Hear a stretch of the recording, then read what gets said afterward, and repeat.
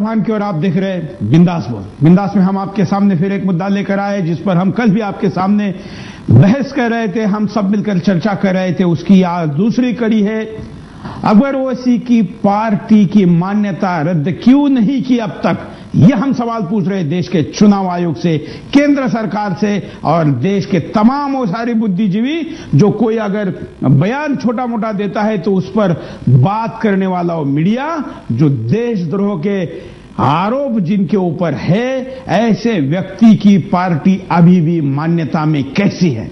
क्यों उसके दल की मान्यता रद्द नहीं की गई? क्यों आज भी भारत में चुनाव आयोग में रजिस्टर्ड है? ऐसे विषय के लिए तो चुनाव आयोग ने आपात बैठक बुलाकर उसकी मान्यता रद्द करनी चाहिए थी। लेकिन जैसे कि हमारे यहां एक ऐसी कानूनी या सारी प्रक्रिया है जिसका फायदा ऐसे देशद्रोही लोग उठा रहे हैं। जहां आज बिंदास में हम इसी पर बात करेंगे और ओवैसी की वो वीडियो आपको दिखाएंगे। मैं दोबारा कहता हूं कि देश के किसी भी चैनल ने जो नहीं दिखाया वो हम आपके सामने दिखा रहे हैं। अब हम वो वीडियो दिखाने जा रहे हैं जो वीडियो के लिए देश जाना जाता है, जिस वीडियो में जिसका अपमान किया उनके लिए देश जाना जाता है। जहां प्रभु श्री राम जिनका नाम लेने से ऐसे राक्षसों के भी भाग्य उजड़ जाते हैं, भाग्य भी संवर जाते हैं, ऐसा कहा जाता है। ऐसे उजड़े हुए राक्षसों के भी भाग्य जिनके नाम से बदल गए, उन राम की ही नहीं उनके मां की भी कितनी गंदी शब्दों में इन्होंने भर्त्सना की है, अपमान किया है। अब सोच नहीं सकते, सारे शब्द तो हम दिखा नहीं सकते, लेकिन जो दिखा सकते हैं, जो बाकी लोग नहीं दिखा रहे, वो हम आपको दिखाते हैं। देखिए कौशल्या जी के बारे में इन्होंने क्या क्या कहा है। हरियाणा में कौशल्यापुरम है, कौशल्यापुरम सुनो जरा बच्चों, हरियाणा में कौशल्यापुरम है। वहां के लोग बोलते कि हिंदुस्तान में हिंदुस्तानी तहजीब है, रिवायत है कि एक औरत अपने पहले बच्चे को जन्म देने से पहले मैके को जाती है और मैके में जन्म देती है। हमारे पास भी अरे पहला बच्चा है आ जाओ बोल के घर में बुलाते है भाई, है एक हिंदुस्तानी तहजीब है, हिंदुस्तानी तहजीब है। इसी तरीके से हरियाणा कौशल्यापुरम के लोग बोलते हैं कि कौशल्या वहां की थी। कौन कौशल्या? राम की मां दशरथ की बीवी। और वहां के लोग बोलते कि कौशल्या हिंदू तहजीब के हिसाब से मैके को आई थी हरियाणा को कौशल्यापुरम में और राम वहां पैदा हुए। 3 पुजारियां बोल रहे हैं अयोध्या में, यहां। अरे अडवाणी, वाजपेयी, उमा भारती, मोदी, बता आखिर राम की मां कहां गई, किधर जन्म दी?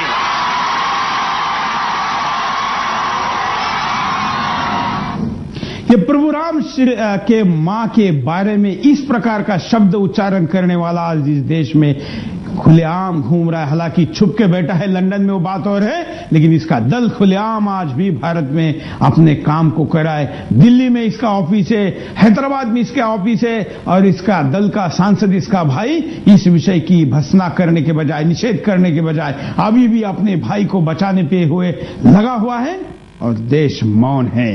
हमारे साथ तपन घोष हिंदू संहिता के जुड़े हुए, हम तपन जी से बात करते हैं। तपन जी आपका स्वागत है बिंदास में, क्या कहेंगे? जी मैं इतना कहना चाहता हूँ कि ये जो अकबरुद्दीन ओवैसी का जो आवाज है, यह आवाज 47 पूर्व की आवाज है।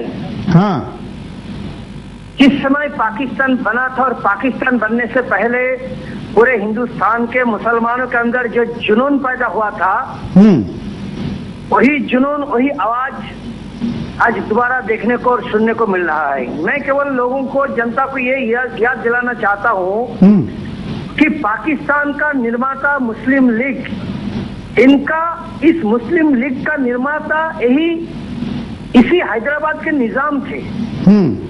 इस हैदराबाद के निजाम के मदद से ही नवाब सलीमुल्लाह खान जो पूर्वी बंगाल का ढाका का नवाब थे, उन्होंने सन 1906 में मुस्लिम लीग बनाया और उसी मुस्लिम लीग ने भारत की हिंदुस्तान के बंटवारा किया। आज उसी हैदराबाद से इस तरह एक 100% देशद्रोही आवाज उठ रहा है जो केवल हिंदुओं का एड्रेस नहीं कर रहे, वो हिंदुस्तान को चुनौती दे रहा है। बिल्कुल, मतलब हिंदुस्तान उसका नहीं है, वो अलग है और हिंदुस्तान अलग है। इसी से दोबारा देश का बंटवारा का और आवाज उठ रहा है। और मैं इस देश की जनता से ये उम्मीद करता हूं कि इस आवाज को पहचाने, कि पूरे हिंदुस्तान का मुसलमानों के अंदर किस तरह भावना है वो समझे। जनता केवल इतना समझ ले कि डॉक्टर एपीजे अब्दुल कलाम क्या वो हिंदुस्तान की मुसलमानों की सही रिप्रेजेंटेटिव है, या ये अकबरुद्दीन ओवैसी ये हिंदुस्तान के मुसलमानों का सही रिप्रेजेंटेटिव है? क्या हिंदुस्तान के मुसलमानों का जो मनस्थिति है, जो मेंटालिटी है, जो एटीट्यूड है, क्या एपीजे अब्दुल कलाम साहब ने उसका रिप्रेजेंट करते हैं? ये अकबरुद्दीन ओवैसी उसका रिप्रेजेंट करते हैं। इस बात को समझना पड़ेगा। बिल्कुल, धन्यवाद। तपन घोष पश्चिम बंगाल से हमारे साथ थे। हमारे साथ और भी कई कॉलर जुड़े हैं, उनके पास भी चलते हैं। आप भी कॉल कर सकते हैं, आप अभी स्काइप पर भी कॉल कर सकते हैं। हमारे आईडी हम स्क्रीन पर चला रहे हैं, इस पर आप वीडियो कॉल के साथ हमारे साथ बिंदास बोल में सम्मिलित हो सकते हैं। कॉलर से बात करते हैं। नमस्कार। हेलो। हाँ नमस्कार। हाँ बोलिए। हाँ जी, मैं बेगम बाजार हैदराबाद बेगम बाजार से राज यादव बात कर रहा हूँ। बोलिए। आप लाइव में जुड़ चुके हैं, क्या कहना है आपका? हेलो। हाँ हेलो। शायद कॉलर संपर्क नहीं हुआ, हम अगले कॉलर के पास चलते हैं। आप भी कॉल कर सकते हैं, अपनी बात को रख सकते हैं। हेलो, नमस्कार। हाँ नमस्कार, बोलिए। आप लाइव में जुड़े हैं, बोलिए। हाँ नमस्कार। हाँ मान्यवर, मैं बहुत दूर से बोल रहा हूँ। हाँ, मैं रात 8 से 9 बजे तक आपका कार्यक्रम नहीं देख सका क्योंकि मैं आपका डेली लिसनर हूँ। मैं आपका सारे कार्यक्रम देखता हूँ और रात को भी मैं कहीं ड्राइविंग पे था, कहीं मुझे बाहर जाना था, तो मेरा जो टेलीफोन का इंटरनेट था वो भी काम नहीं कर रहा था। किसी तरह देर रात ठिकाने पर पहुंच के मैंने आपका कार्यक्रम जो देर रात को देखा, जो आपने दोबारा उसको टेलीकास्ट कराया था उसको देखा मैंने, और बाद में मुझे बुखार चढ़ गया उसको देख के कि भारत में ऐसे भी दानव हैं या ऐसे भी सुनने वाले हैं या इनका साथ देने वाले भी हैं जो एक बार फिर देश को गुलाम या जुल्म हया, जैसे तालिबान हमारे पड़ोसी देश हैं जहां भाई भाई के खून का प्यासा है, बनाना चाह रहे हैं या बनता होता देखना चाह रहे हैं। मैं दरअसल इस पर आपको कहूंगा कि जैसे मेरी राय थोड़ी सी भिन्न है इसमें, आप थोड़ा सा मुझे समय दें। हाँ। हकीकत क्या है कि विदेशों में धूम्रपान करने वालों के लिए अलग जगह है। जैसे बाहर आप जो है शौचालय अलग है, वैसे धूम्रपान करने की अलग जगह है। वो ऐसे नहीं बनाई है क्योंकि स्मोकिंग जोन या बाथरूम्स जो अलग बनाए हैं, आप खुले में शौच नहीं कर सकते, खुले में आप स्मोक नहीं कर सकते हैं, अगर करेंगे तो आपका चालान होता है। ऐसे ही पहले मुगलों ने क्या किया था कि अपनी ऐशो आरामी के लिए, अपने इस गलत काम के लिए एक जगह बनाई थी, जिस जगह का नाम था हरम। हाँ। जहां जो पैदा होता था, जहां उस हरम में जो पैदा होता था उसके बाप का तो पता नहीं होता था, तो उसको कहा जाता था हराम। हरम में पैदा होने वाला जो है उसको हराम कहते थे, लेकिन उन हरामों ने जो पैदा किए उनका नाम है हरामजादे। तो हाँ, तो इस तरह ये हराम की औलादें यहाँ हिंदुस्तान में आकर अपने खून की पहचान करवा रही हैं कि हम हरम की औलादें हैं, चाहे वो जाकिर हो या चाहे ये जो है, इसका तो मैं नाम भी अपनी जुबान पे नहीं लेना चाहता क्योंकि मैं आपको बता दूं, मुझे दवाई लेकर सोना पड़ा और बुखार की दवाई ली, मैं इतना मतलब अपना डिप्रेस हो गया। साथ ही मैं आपको ये एक और बता दूं कि इसको आप ये जो हरम की औलाद जिसको मैं कह रहा हूं, आप इसको बता दें कि 15 मिनट वो कहता है कि पुलिस हटा लें।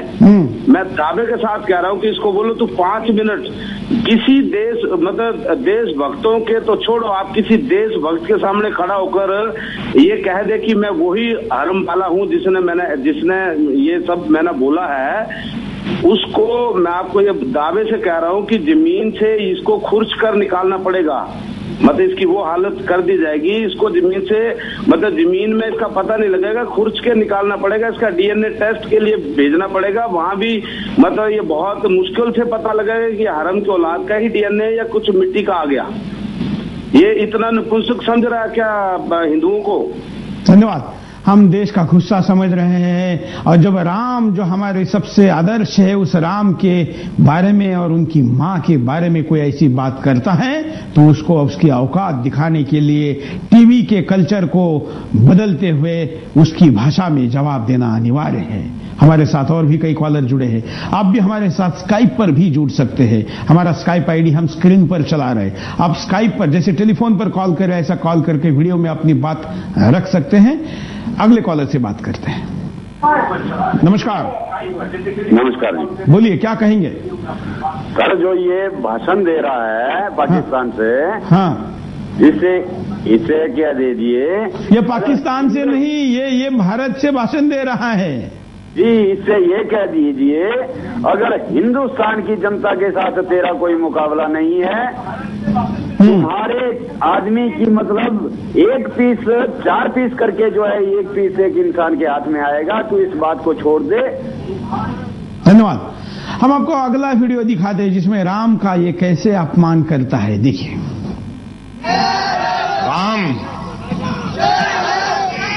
रामचंद्र जी यहां पैदा हुए वहां पैदा हुए। अकबर ओवैसी बोले तो बोलेंगे अकबर ओवैसी कम्युनल है, मैं कुछ बोलूं तो बोलेंगे कम्युनल है। राम जेठमलानी क्या बोला साहब? क्या बोला? उन्हें बोला कि ये हिंदुइज्म है ही नहीं, राम था ही नहीं। मैंने बोल रहा हूं, राम जेठमलानी बोला राम था ही नहीं बोला, और बोला कि सबसे गंदा आदमी जो औरतों का एहतराम नहीं करता वो राम था बोला। मैंने बोला, ये राम जेठमलानी बोला। उन्हें बोला तो कुछ नहीं, मैं बोला तो केस बुक कर दो बोलेंगे। लेकिन अकबर ओवैसी भी बोलने से डरता नहीं है। अयोध्या में 3 मनाजिर है जहां के लोग बोलते हैं राम यहां पैदा हुए, राम यहां पैदा हुए, राम यहां पैदा हुए। यहां पर मैं 2 लोगों को चैलेंज कर रहा हूं। एक तो राम जेठमलानी को, हालांकि राम जेठमलानी ने ये शब्द नहीं कहे जो यहां पर ओवैसी कह रहा है। राम जेठमलानी ने यह नहीं कहा कि राम नहीं थे या महिलाओं के बारे में राम के ऊपर कोई गलत टिप्पणी की। उन्होंने केवल सीता को अग्नि परीक्षा के लिए राम ने जो बात कही थी उसके ऊपर आपत्ति जताई थी, लेकिन फिर भी हमने उसका कड़ा विरोध किया था, निषेध किया था और राम जेठमलानी के खिलाफ बिंदास बोल किया था। भाजपा को उनके खिलाफ कार्रवाई करने के लिए कहा था और वो कार्रवाई हुई थी। मैं यहां पर राम जेठमलानी को दोबारा चैलेंज करता हूं। आप तो बड़े बड़े विद्वान और पंडित होने की बात करते हैं कानून के, आपका नाम लेके गलत जबानी यहां पर ओवैसी ने की है। अगर आपने ऐसा नहीं कहा है तो आप इसको सुप्रीम कोर्ट में खींचिए। इसके ऊपर आपका जो भी स्किल है, कानून विशद आप होने की बात करते हैं, वो इस पर दिखाइए और इसको सजा दिलाइए, नहीं तो ये आपने बोला है ऐसा ही माना जाएगा। ये राम जेठमलानी के लिए भी चैलेंज है। हमारे साथ कई कॉलर जुड़े हैं, अगले कॉलर से बात करते हैं। नमस्कार। हेलो, बोलिए। हाँ सर, मैं लोसर कस्बे से बोल रहा हूँ, राजस्थान से। हाँ, सीकर जिले से, राजस्थान से बोल रहा हूँ, लोसर से। बोलिए क्या कहना है आपको? मैं ये कहना चाहता हूँ सर, ये हमारे प्रधानमंत्री जी है मनमोहन सिंह जी, ये अपने आप को सरदार बोलते हैं। ये इनके खून को क्या हो गया, इनके डीएनए को टेस्ट करवाना चाहिए, इनमें कोई असर ही नहीं रहा है, बेसरदार हो गए हैं ये, सरदार रहे नहीं है। ये कितना बड़ा दुर्भाग्य है कि गुरु गोविंद सिंह जी के जयंती के दिन होने की बात करते, जिन्होंने धर्म के लिए अपना खून का बूंद बूंद का कतरा कतरा इस देश और इस जमीन की सुरक्षा के लिए दिया। सरदार अगर पीठ पर, सर्वोच्च पीठ पर बैठा है तो इस राष्ट्र की तरफ किसी की टेढ़ी नजर करने की हिम्मत नहीं होनी चाहिए। लेकिन यहां तो ऐसे देशद्रोही ही मनमोहन सिंह के सरकार के समर्थक है। मैं दोबारा आज भी बताता हूं कि इनका ये जो दल है MIM, ये मनमोहन सिंह सरकार का परसों तक समर्थक था। आंध्र प्रदेश में किरण रेड्डी जो वहां के मुख्यमंत्री, उस सरकार का ये समर्थक था। अभी इसने समर्थन वापस लिया है, लेकिन अभी भी मनमोहन सिंह और किरण रेड्डी का समर्थन इन दोनों को है और इसलिए खुलेआम घूम रहे हैं। अगले कॉलर। नमस्कार। नमस्कार सर। बोलिए। सुरेश जी, मैं गुजरात से बोल रहा हूं। मेरा नाम इकबाल अब्दुल्ला है सर। बोलिए इकबाल भाई, क्या कहेंगे? मेरा ये कहना है सर, मुझे अफसोस है हिंदुस्तान के मुसलमान के ऊपर कि अभी तक आपका, कल से आप दिखा रहे हैं सर, किसी मुसलमान ने कल आपको फोन करके टिप्पणी नहीं की सर। इनको डूब के मर जाना चाहिए मुसलमानों को कि ये शख्स जो उवैस जो है, जो बोल रहा है हैदराबाद के अंदर कि 25 करोड़ को एक तरफ कर दो और 100 करोड़ को एक तरफ कर दो, तो उस 25 करोड़ में मैं मुसलमान भी आता हूँ, तो मैं क्या उसके बाप की मिलकत हूँ जो मुझे भी इस्तेमाल करना चाहता है? वाह। हम देशभक्त हैं, हम देशभक्त हैं। मैं मुसलमान हूँ, मैं अपने घर में मुसलमान हूँ। जब मैं घर से बाहर निकलता हूँ तो सबसे पहला मेरा धर्म में हिंदुस्तानी हूँ। और मैं ये कहना चाहता हूँ कि श्री राम के बारे में जो बोला है, आज मुसलमान जो हिंदुस्तान के हमारे नबी के बारे में कोई ऐसा बोल देता है तो सब रैलियां निकालते हैं, सब दंगेड़ा कर देते हैं। तो राम को भी क्यों नहीं मानते हम लोग? वो भी हमारे हिंदुस्तान के हैं और वो भी एक सम्मान, उस इज्जत के साथ नाम लो उनका। मैं ये कहना चाहता हूँ। और सर मैं ये कहना चाहता हूँ कि इसके ऊपर आप बोल रहे हैं कि इसकी पार्टी पर प्रतिबंध लगाया जाए, प्रतिबंध भी लगाए। और सरकार से मैं अनुरोध करता हूँ सर ये कि इस आदमी ने एलानिया ये बात की है, आम हिंदुस्तान के अंदर एलानिया बात की है। सर मेरी बात को चलने दीजिए आप। इसने एलानिया बात की है हिंदुस्तान के अंदर। तो मैं सबसे पहले ये कहना चाहता हूँ कि इसने जो अंदरूनी जो काम किए हैं हमारे देश के खिलाफ, वो बहुत, जब बाहर ये बोल रहा है तो अंदर कितने किए होंगे देश के खिलाफ काम इंस्ट्रक्शन है। तो इसको, इसका भाई जो संसद का भी है उसको, और जितने भी ऐसे देशद्रोही मुसलमान हैं उनको इस देश से खदेड़ के बाहर निकाल दिया जाए।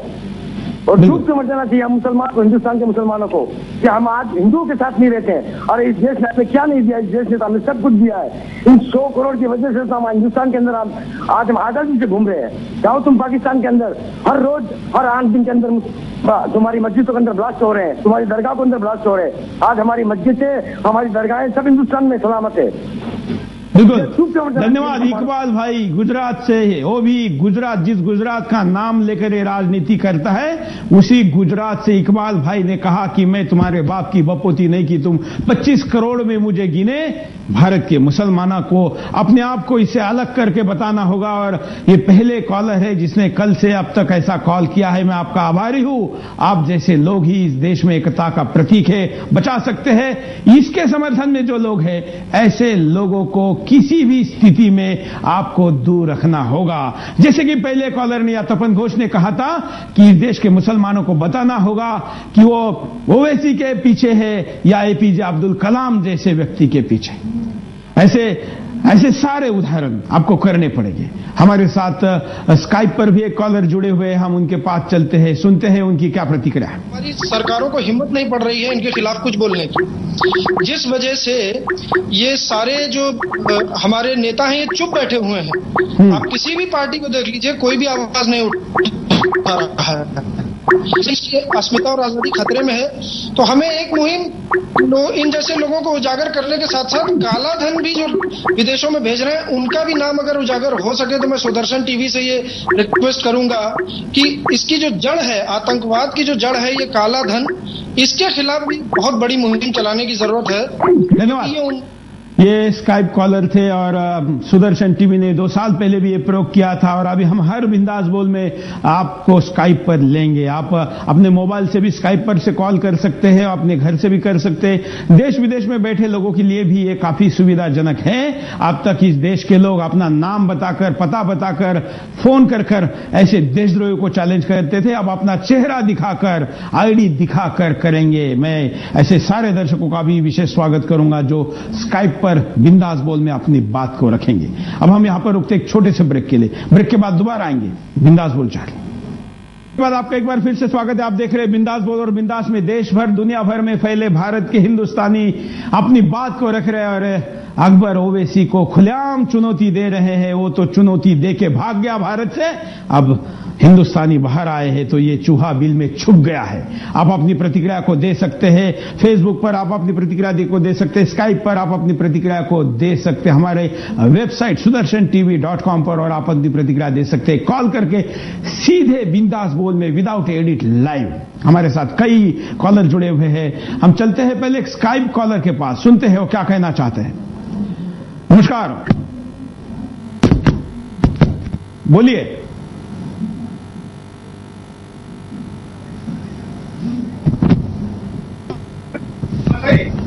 हेलो, नमस्कार सुन साहब, बोलिए। हेलो, हाँ, आप बोलते रहिए।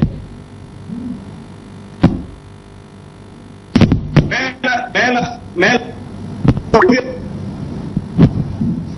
से और सब हिंदू भाइयों से कि आपको सबको एक होना पड़ेगा और हम सबको मिलकर ऐसे खतरनाक आतंकवादी ओसामा बिन लादेन से भी खतरनाक आतंकवादियों को मिलजुट कर अपने को देश के लिए आगे बढ़ना पड़ेगा। जब तक अपने आगे नहीं बढ़ेंगे, जब तक एक नहीं होंगे, तो अपने देश को ये लोग खोखला कर देंगे। धन्यवाद। हम कॉलर के पास चलते हैं, कई कॉलर भी हमारे साथ अपनी बात रखने को आतुर है। देखते हैं कॉलर। नमस्कार। हाँ, नमस्कार सर। सबसे पहले तो आपको बहुत बहुत धन्यवाद कि इस विषय पर आपने इस परिचर्चा को आमंत्रित किया है और देश भर से करोड़ों हिंदुओं की आस्था के प्रति मर्यादा पुरुषोत्तम राम के विरुद्ध आवाज बुलंद करने वाले इस गद्दार, देशद्रोही, विदेशी आक्रमणकारी, सरीखे, नपुंसक और नीच व्यक्ति को आपने उस घटिया चरित्र को दिखाने का प्रयास किया, इसके लिए आपको साधुवाद। दूसरा, एक दुर्भाग्य जो गांधीवादी राजनीति के आरंभ से प्रारंभ हुआ था इस राष्ट्र में, इस राष्ट्र के नरमपंथी नेताओं ने गरमपंथी नेताओं के ऊपर हावी होकर सत्ता हथियाली और जो तथाकथित सेक्युलर नाम का शब्द प्रचलित किया है इस राजनीति के समुद्र में, उनको सबसे पहले चुल्लू भर पानी में डूबकर मर जाना चाहिए। क्या सेक्युलरवाद का तमाचा केवल हिंदुओं के मुंह पर होता है? क्या सेक्युलरवाद का तमाचा इस राष्ट्र के आर्य निवासियों जिनके ऊपर इस प्रकार का धार्मिक बलात्कार किया जा रहा है? मैं विशेष रूप से शब्द का प्रयोग करूंगा क्योंकि अभी कुछ दिनों पहले दिल्ली में एक छात्रा के साथ अमानवीय कृत्य पे लाखों कैंडल संस्कृति जो प्रचलित हुई थी, वो आज इस धार्मिक अपमान पर क्यों नहीं निकलती? हमारे जो अन्य सेक्युलर मीडिया के भाई बंधु जो बैठे हैं, जो बड़ी बड़ी लंबी चौड़ी डींगे गप्पे हाँका करते हैं टीवी न्यूज चैनल पे, वो इस विषय को क्यों नहीं प्रगाढ़ता से दिखाते हैं? कल को सरसंघ चालक का एक वक्तव्य आया था, उसको लेकर के बहुत बवाल मचा था। आज इस विषय पर यदि भारतीय जनता पार्टी अथवा हिंदूवादी राजनीति का कोई तंत्र कुछ विषय या प्रतिक्रिया व्यक्त करता तो अब तक बवाल मच जाता, 24 घंटा उसी की कवरेज होती। लेकिन ये सेक्युलर जिनके नापाक इरादों से भारत का संविधान प्रदूषित हो गया और भारतीयों की आस्था और अस्मिता के साथ खिलवाड़ किया गया, ये सेक्युलर जिनकी नीचता के कारण देश बट गया, जिनकी दुष्टता के कारण, जिनकी धृष्टता के कारण भारत के मूल आर्यों को आज से झुका कर रहना पड़ता है और अपने धर्म, अपनी मर्यादा, अपनी संस्कृति और अपने संस्कारों का अपमान करने वालों, घृणित इरादे वालों, देश को बांटने वालों और इन नकली पोपले, मुंह पर मुखौटा लगाकर घूमने वाले मक्कारों को पालना पोसना पड़ता है। तत्काल फांसी की सजा होनी चाहिए ऐसे दुष्टों को, जिससे कि आइंदा के बाद कोई भी हमारी संस्कृति, हमारे राष्ट्र, हमारे धर्म, हमारे संविधान और सबसे प्रमुख हमारी आस्था पर हमला करने का बिल्कुल ऐसा किसी ने साहस करना चाहिए, नहीं करना चाहिए। बहुत अच्छी बात कही स्कॉलर की। मैं आपके लिए विशेष अभिनंदन व्यक्त करता हूं कि देश के देशवासी अगर ऐसा बुलंद आवाज व्यक्त करेंगे तो देशद्रोही जरूर भाग जाएंगे। स्काइप पर एक और कॉलर हमारे साथ जुड़े हैं, उनसे बात करते हैं, सुनते हैं क्या कहते हैं। Now, first of all, I want to thank you and thank Iqbal who was speaking earlier on this call. हाँ, या बोलते रहिए आप। When I was witnessing this particular speech on YouTube, I was very concerned. I was completely angry because this is the first time I have seen such a hate speech. And thank you for bringing this program and thank you for taking it as a public issue. धन्यवाद। हमारे साथ आप देख रहे होंगे कि जब ये स्काइप पर कॉल हो रहा था तो एक साथ सैकड़ों कॉल स्काइप पर आ रहे, और खास करके विदेश से भी कई कॉल आए हैं। कल ये कार्यक्रम खत्म होने के बाद फेसबुक पर मेरे साथ तिरुचिरापल्ली से भी कई छात्रों ने एक साथ चैटिंग की और उन्होंने बताया कि उनके हॉस्टल में एक लैपटॉप पर 160 स्टूडेंट ने मिलकर कल का बिंदास बोल देखा और अपनी प्रतिक्रिया को दी। उसके बाद मैंने तय किया कि इस देश में राष्ट्रवाद की बात करने वाले केवल बूढ़े या सफेद मूछ वाले लोग नहीं हैं, बल्कि इस देश का आईटी किंग भी है और उनके लिए स्काइप की आज से सुविधा शुरू की जाए, और इसलिए हमने स्काइप लेकर हम आपके सामने आए हैं। और आप देख रहे हैं कि एक साथ जब कॉल कर आए तो सैकड़ों दूसरे कॉलर भी उसके साथ वेटिंग में हैं। हम स्काइप वालों को भी विशेष प्रायोरिटी देंगे। कुछ कॉलर और हमारे साथ जुड़े हैं, लेकिन हम आपको दिखाते हैं कि ये कैसे कहता है कि मैं मुस्लिम परस्त हूं। किसी राजनीतिक दल के नेता को ऐसा कहने का अधिकार है? नहीं है, और ऐसा कहने पे उसके दल की मान्यता रद्द होनी चाहिए। देखिए ये मुस्लिम परस्त होने की बात कैसी करते हैं। अकबर ओवैसी फिरका परस्त है, फिरका परस्त वो परस्त ये परस्त मैं नहीं जानता, मैं सिर्फ मुस्लिम परस्त हूं। ये जो भी इसने शपथ खाई है विधायक बनने के बाद, वो झूठ थी। एक तो मुसलमानों के साथ सामने ये जो बोल रहा है ये धोखा है, या वो जो शपथ खाई थी वो धोखा है। असली क्या धोखा है? बेईमान बेईमान होता है, उसके दो चेहरे नहीं हो सकते अगर ये अपने आप को हीरो और सच्चा मुसलमान होने की बात करता है।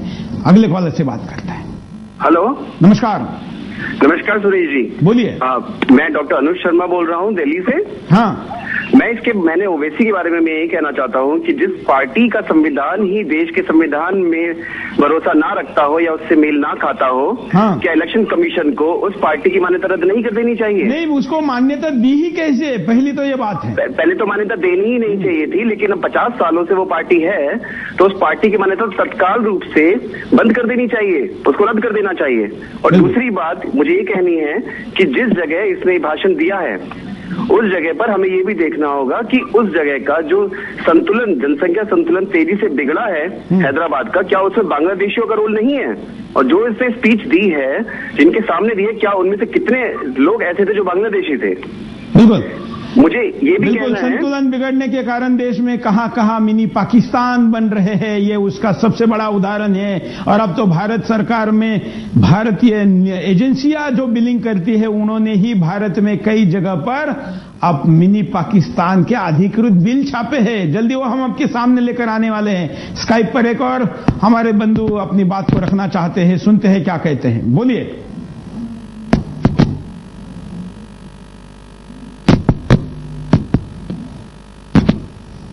पहले धन्यवाद करना चाहूंगा कि उन्होंने इस बहुत बड़े मुद्दे पर ध्यान आकर्षण कराया।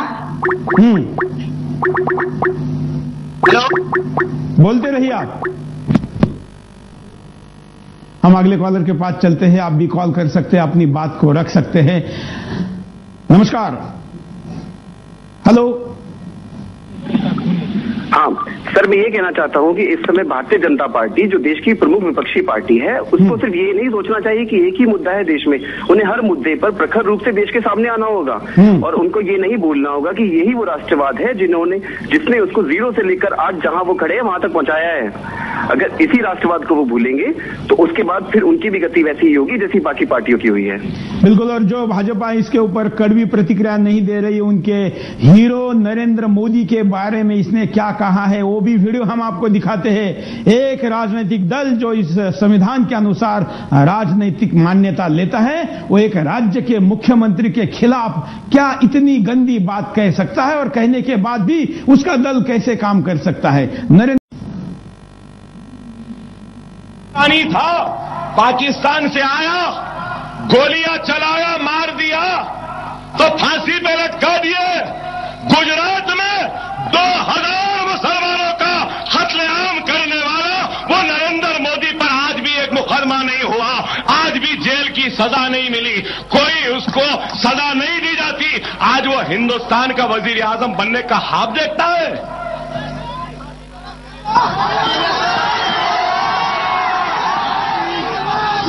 अरे हिंदुस्तान, ये अकबर ओवैसी तुझसे सवाल करता है, पाकिस्तानी है तो हिंदुस्तानी को मारने पर फांसी, हिंदुस्तानी है तो हिंदुस्तानियों को मारने पर उसको दिल्ली की गद्दी दी जाती है। अरे अगर इस मुल्क में इंसाफ है, कानून है, अगर इस मुल्क में सेकुलरिज्म है, तो जिस तरीके से अजमल खसाब को फांसी पर लटका है, हिंदुस्तान में इस नरेंद्र मोदी को भी फांसी पर लटका दो, हमारा एतमाद बहाल होगा। ये कैसे उस्काने का प्रयास हो रहा है और मोदी को चैलेंज किया है, वो भी वीडियो हम आपको सामने दिखाएं कि वो भी कह रहा है कि मोदी हैदराबाद आके दिखाए।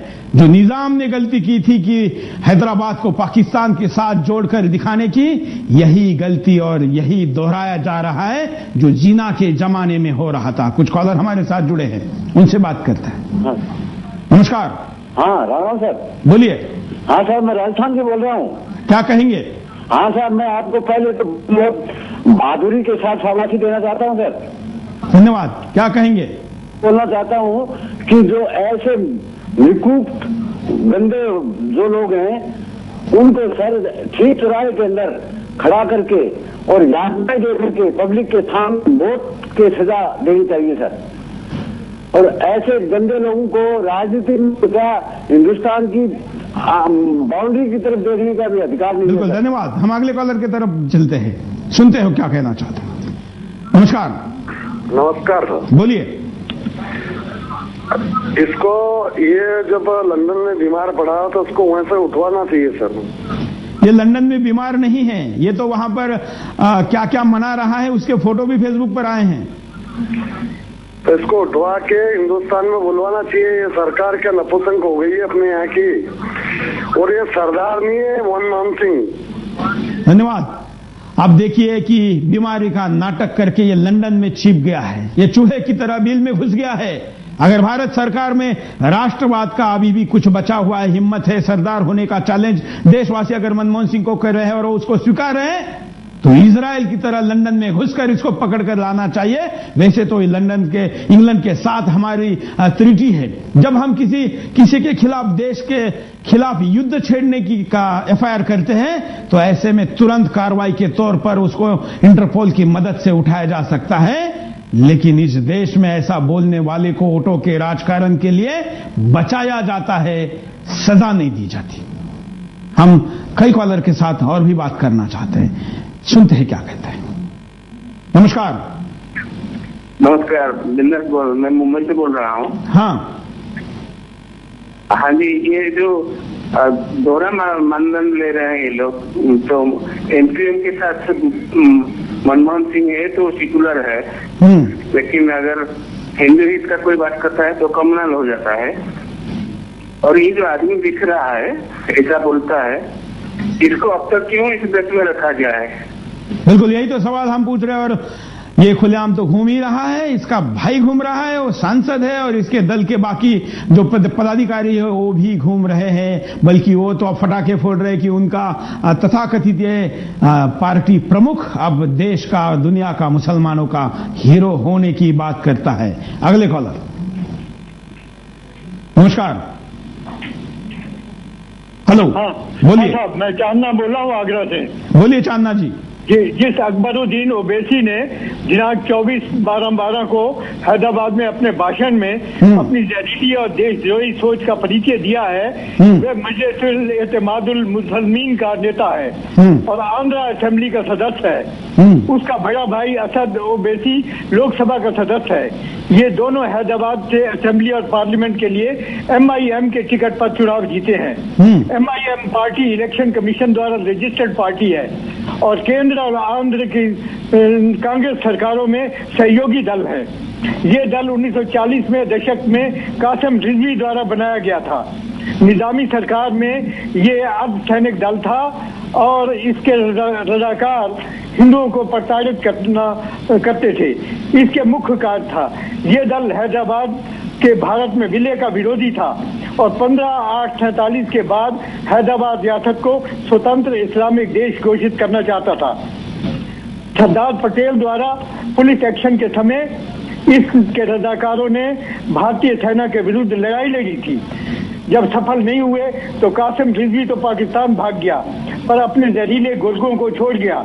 जो हिंदू और हिंदुस्तान के लिए नासूर बने हुए हैं। क्या ऐसी संस्था को चुनाव में भाग लेने का इजाजत होनी चाहिए? क्या इस पर प्रतिबंध नहीं लगना चाहिए?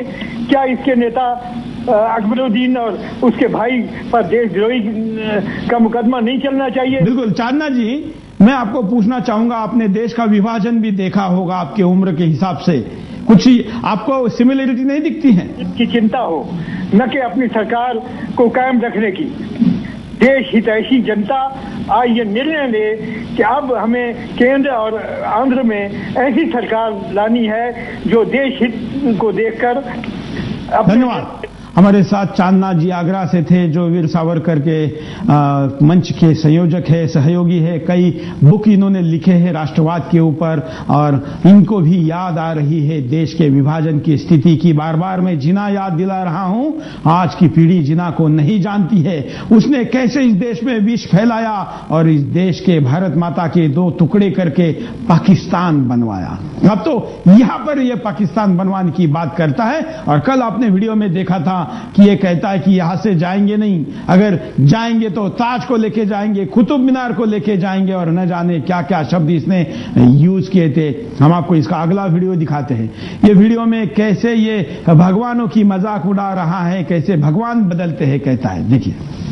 हर 10 कदम पे, हर 100 किलोमीटर पे जबान बदलती है, तहजीब बदलती है, जीने का सलीका बदलता है, रिवाजें बदलती हैं, तहजीबें बदलती हैं, हद तो ये हो गई कि भगवानों की तस्वीरें भी बदलती हैं।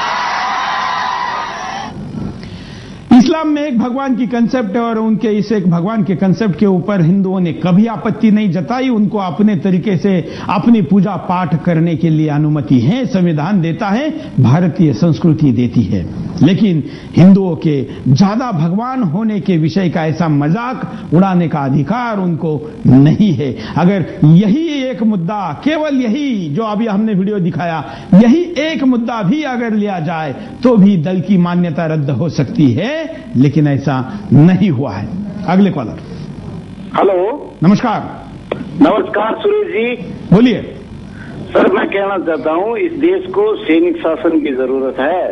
ये जैसे ओबीसी जैसे लोग हैं, वो सैनिक शासन रहेगा तो ये सब है ना जीना सीख जाएंगे अपने आप ही। क्योंकि हमारी जो देश की जो व्यवस्था है, ये सारे सफेद पोश है, इन सब लोगों को सहयोग कर रहे हैं। हेलो, हाँ, बिल्कुल सही कह रहे हैं कि सैनिक शासन एक बार लग जाए तो ओबीसी जैसे लोग पैदा होने ही बंद हो जाएंगे। बिल्कुल, धन्यवाद। हम यहाँ पर रुकते एक छोटे से ब्रेक के लिए। हम ब्रेक के बाद दोबारा आएंगे। बिंदास बोल चलिए देख रहे बिंदास बोल, और बिंदास में हम आपके सामने मुद्दा लेकर आए कि अकबर ओवैसी और उसके दल की मान्यता अभी तक रद्द क्यों नहीं की गई, और ये रद्द करने में क्या अड़चने सरकार बोले।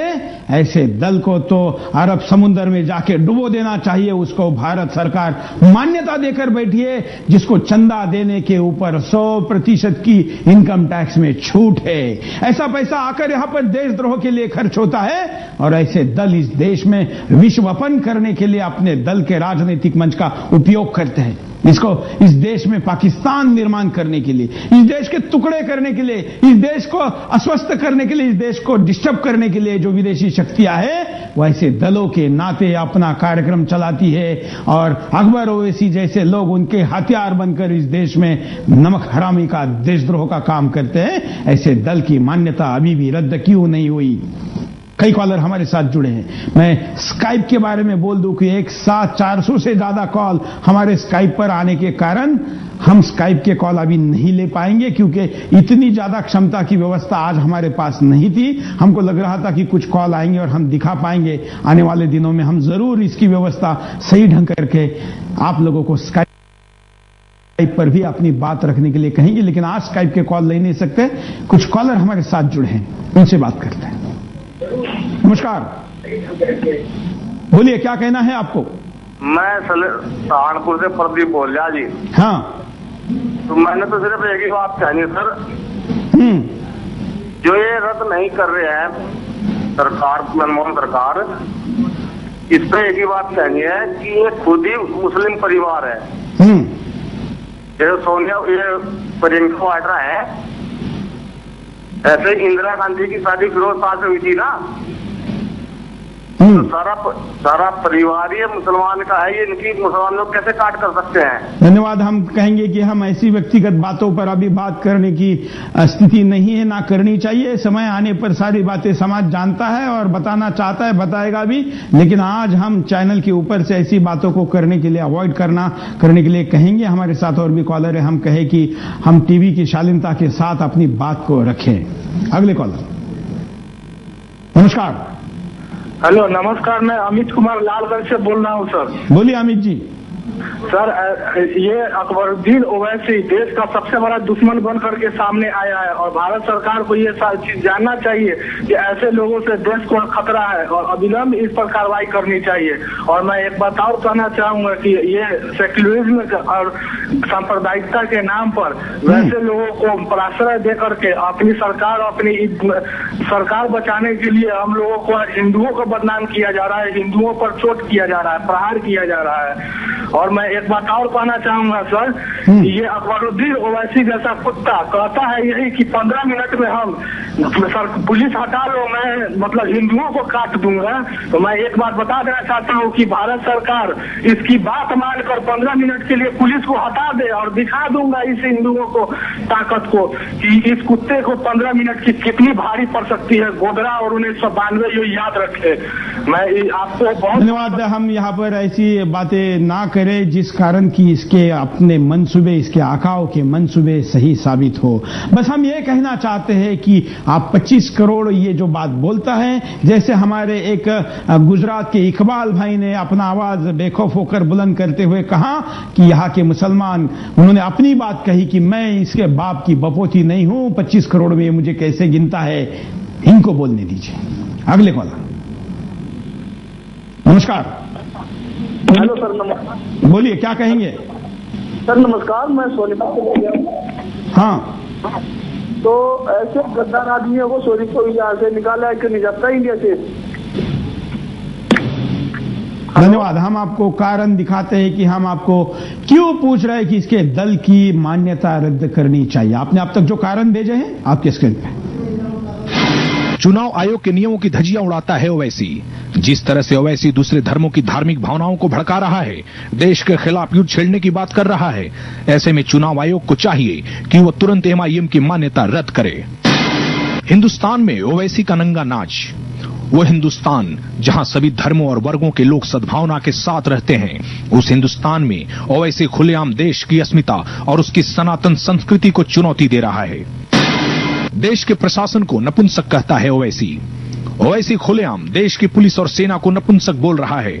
उस सेना को जिस पर पूरा देश गर्व करता है, जो सेना हमारे देश की सुरक्षा दुश्मनों से जाबाजी से करती आई है, दूसरे धर्मों की बेइज्जती करता है। ओवैसी खुलेआम दूसरे धर्मों और उनकी पवित्रता का मजाक लोगों को धार्मिकता के आधार पर बांटने की तैयारी कर रहा है। देश के खिलाफ युद्ध छेड़ने की बात कहता है ओवैसी खुले मंच से आतंकियों की पैरवी करता है। देश की कानून व्यवस्था और उसे संभालने वालों को खुलेआम चुनौती दे रहा है, लेकिन सरकारें और प्रशासन तमाशबीन बने हुए हैं। लोगों को सांप्रदायिक हिंसा भड़काने को उकसाता है ओवैसी। खुले मैदान में हजारों की भीड़ में प्रशासन की आंख के नीचे लोगों को धार्मिक आधार पर लड़ने और एक दूसरे को मारने काटने की बात कहता है ओवैसी। आतंकियों की पैरवी करता है ओवैसी। भारत जैसे लोकतांत्रिक देश में जहां सभी धर्मों के लोग एक साथ रहते हैं, कोई भी आतंकियों की पैरवी नहीं करता, मगर ओवैसी उन आतंकियों की पैरवी करता है जिन्होंने देश के खिलाफ युद्ध छेड़ा, बेकसूर और मासूमों की जान ली। इन खूंखार आतंकियों को ओवैसी बच्चा कहता है। हम अब एक स्काइप पर बात कराएंगे। वैसे तो हम नहीं कर पा रहे थे, हमें पर सेकंड 400 कॉल मिल रही थी स्काइप पर, इसलिए हम बात नहीं करवा पा रहे थे। लेकिन अटलांटा से एक हमारे बंधु काफी देर से वेटिंग में, सुनते क्या कहते हैं। हेलो, बोलिए। या प्लीज स्पीक।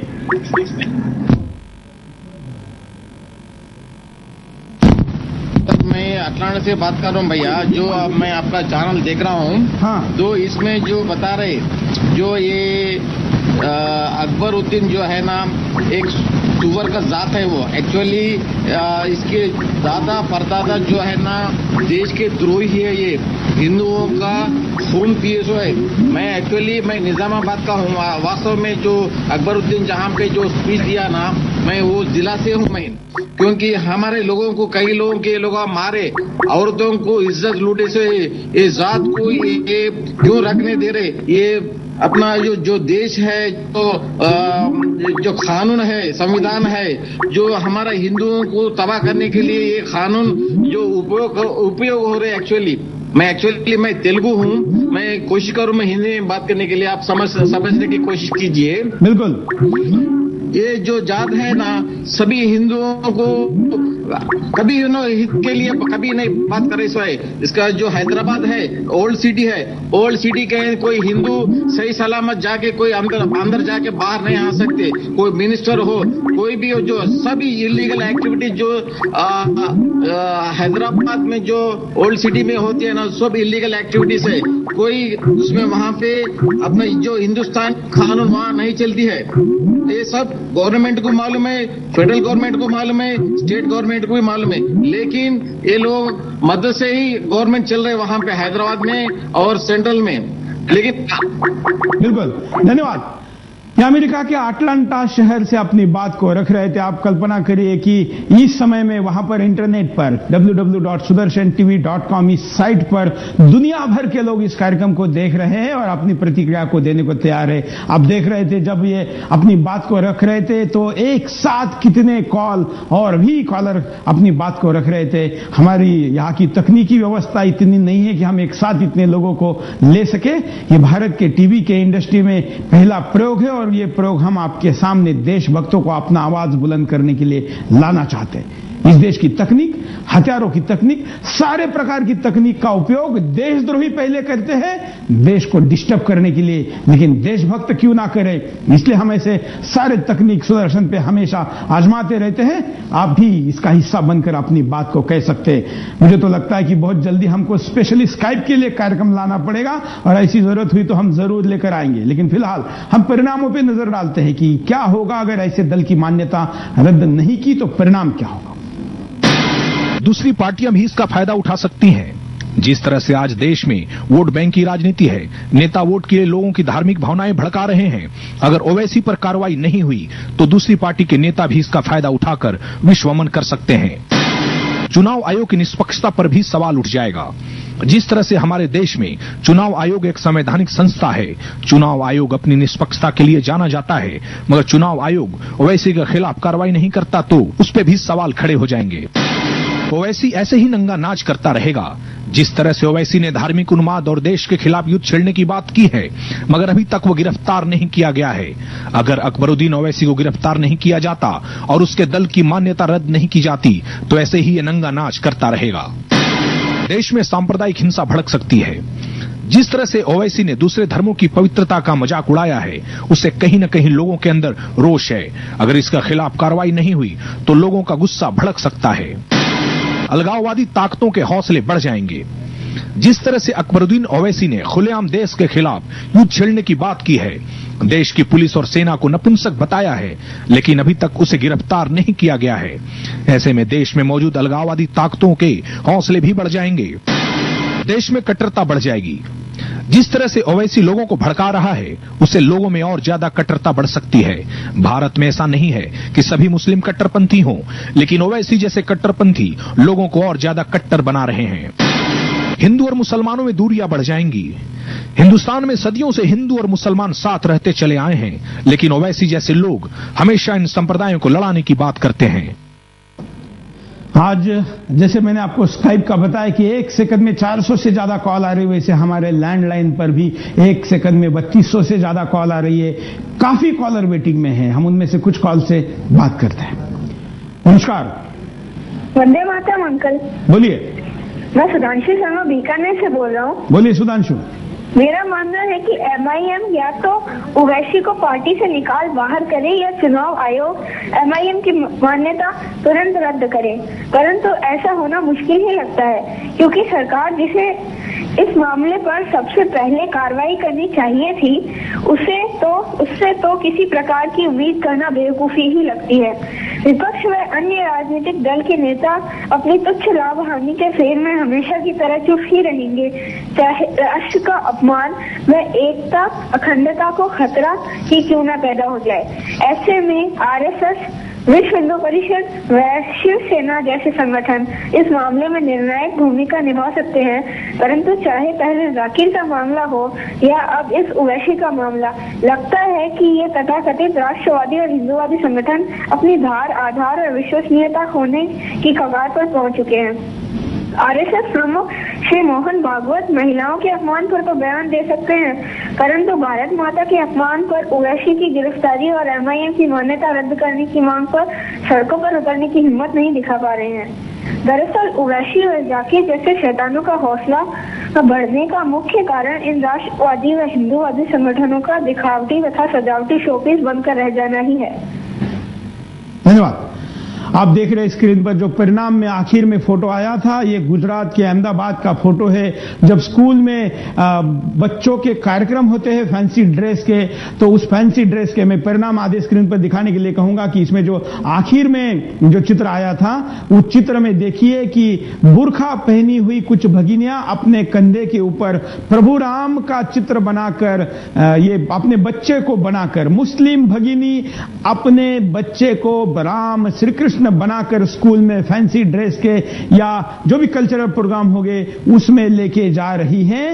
ये इस देश की असली संस्कृति है। मैं अकबर को पूछूंगा कि तुम 125 करोड़ में जो 25 करोड़ की बात करते हो, तुम्हारे 25 करोड़ में ये लोग नहीं आते हैं, लेकिन इन लोगों ने उसके खिलाफ बोलना भी जरूरी है। मैं कहूंगा कि कंधे पर उठाकर राम को अपना बच्चा बनाकर जैसे ये भगियां लेके जा रही हैं, ऐसे भी ये अपना आवाज बुलंद कर कर इसको अपने आप को इसके 25 करोड़ से दूर करें। मैं आपको नरेंद्र मोदी को इसने जो चैलेंज किया था कि हैदराबाद आके दिखाओ, वो दिखाते हैं। मोदी है काय का मोदी, किधर का मोदी? आजा बाबा, एक मर्तबा हैदराबाद आजा, बता देंगे।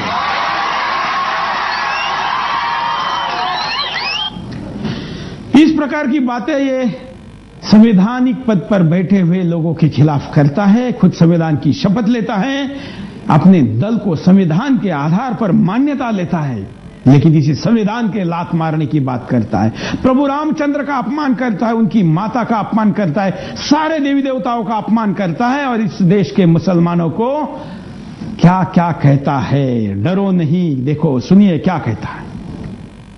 तुम मेरे मुसलमानों, तुम क्यों डरते हो किसी से, मैं पूछना चाहता हूं। माफ करना मेरे भाई, कभी भी कुछ हुआ, कहीं भी हुआ तो फोन आता, अकबर भाई यहां गड़बड़ हो गया, आ जाइए। अकबर भाई ऐसा हो गया, अकबर भाई वैसा हो गया। कभी हमारा कोई भाई फोन करके नहीं बोला अकबर भाई ऐसा हुआ तो मैं ऐसा कर दिया।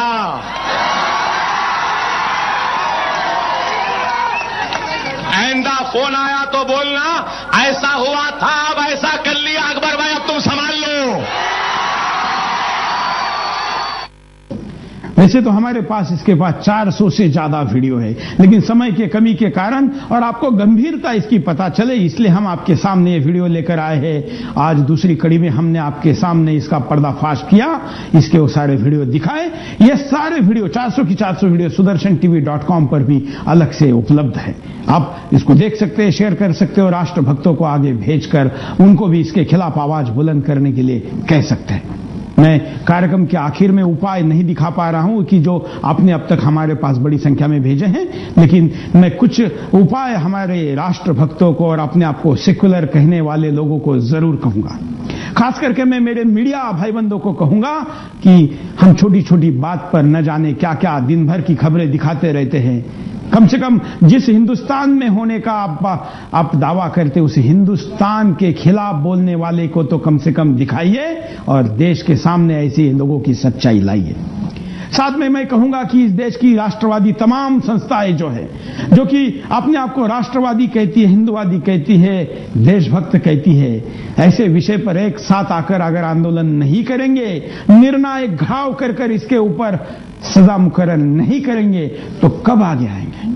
देश का 8वीं कक्षा का बच्चा भी कॉल करके आपको चैलेंज कराए, कम से कम आप तो आइए।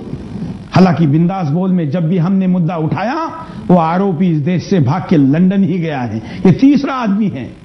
हमने हुसैन के खिलाफ, चित्रकार हुसैन के खिलाफ आवाज उठाया था, सबसे पहले दूसरा बिंदास बोल हमने किया था। तब वो भारत छोड़कर लंदन भाग गया। एमएफ फिदा हुसैन और भारत में फिर कभी आया ही नहीं, उसकी डेड बॉडी भी नहीं आई। उसके बाद हमने जाकिर नाइक के खिलाफ कार्यक्रम किया। उस कार्यक्रम के बाद वो भारत नहीं आया, वो भी लंदन में छुपा है, और ये चूहा भी लंदन में छुपा हुआ है। ऐसे देशद्रोहियों के खिलाफ सुदर्शन टीवी अपना आवाज हमेशा बुलंद करेगी, किसी भी कीमत पर। हम आपसे अपेक्षा केवल यही करेंगे कि बेखौफ होकर बिंदास बोलिए, कॉल करिए, और केवल कार्यक्रम में नहीं तो कार्यक्रम खत्म होने के बाद भी लोगों तक इस बात को पहुंचाइए। आज के लिए इतना ही। जय हिंद।